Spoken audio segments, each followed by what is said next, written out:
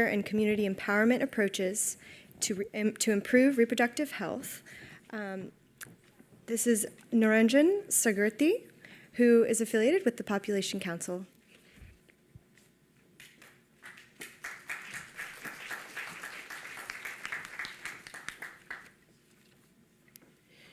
Good morning, everyone, and welcome to the last part of the lightning presentation session this morning, or for the whole event of the symposium. So I do not want to take much time introducing the topic because, as many of you know, the community empowerment is vast and it is growing in the way the approaches are being implemented throughout the world to improve the sexual and reproductive health.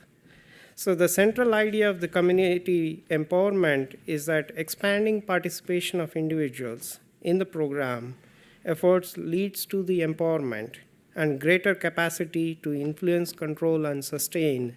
So instead of seeing the individuals as mere recipients from the services, is also to engage the individuals into how they can actually get the equal services from the sexual and reproductive health clinics, and also to own those services and how they can modify and program those services.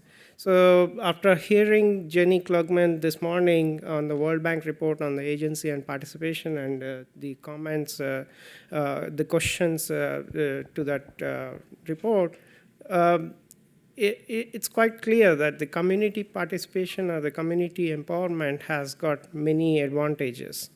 The advantages include the individual's self-esteem, the empowerment of the individuals in terms of self-confidence to go and get the services from the clinics, and also to the collective action that improves both not only the sexual and reproductive health services, but also improves the social cohesion among the individuals to address a lot of other vulnerabilities in addition to the sexual and reproductive health issues. While the community empowerment, to say, has got several advantages, but there is also several challenges in terms of both the measurement of the community empowerment and also to see how the community empowerment programs or the approaches are sustained over time, and how the gender equality is being promoted and sustained through these community empowerment approaches. Just to list a few of the challenges is to what way do we evaluate the impact of these community empowerment approaches, and what way the community empowerment approaches can sustain the social and health agenda, given that the economic vulnerabilities drive most of the individuals who participate in the programs, and how the community empowerment approaches really are going to work with different population groups, ranging from the marginalized populations, or the HIV-infected populations, or the populations, displaced populations, or the refugee populations, or the migrants. So there are even the young men and women in the general communities. So we have several interesting presentations coming up in this session, and I'd like to introduce the speakers and the topics of this session.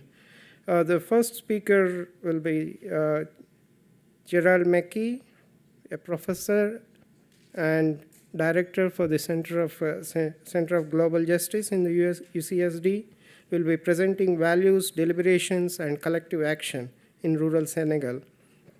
The second speaker is Ashley Fraser, Bixby Center Associate from UC Berkeley, will be presenting Women's Empowerment and Family Planning, a review of the literature.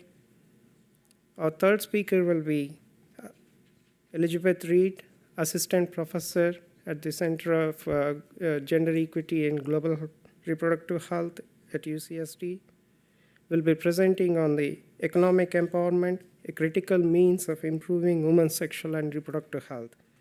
And the last speaker of this session will be Daniel Pullman, whom we have just seen and heard.